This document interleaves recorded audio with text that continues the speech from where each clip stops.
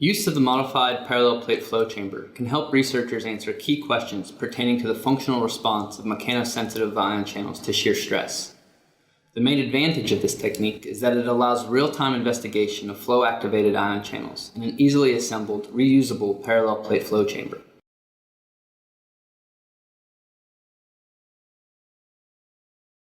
To begin the procedure, apply a thin layer of silicone elastomer solution around the edges of the rectangular space of piece C, and gently place the rectangular cover glass piece D directly on the elastomer solution to completely cover the open rectangular space of piece C. Carefully wipe away excess silicone elastomer solution. Then, repeat the procedure for adhering the rectangular cover glass piece F to the bottom of piece E, and allow the silicone elastomer solution to cure overnight at room temperature.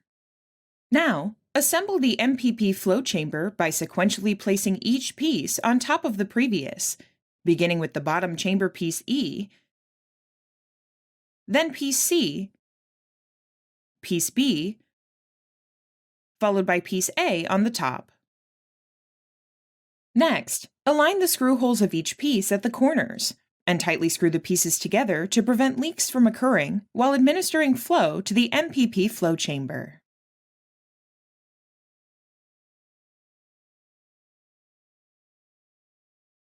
In a 6-well plate, place 4 to 5 12mm cover glass circles in each well. Seed the cells between 10% and 30% confluency, such that single cells can be accessed for electrophysiological.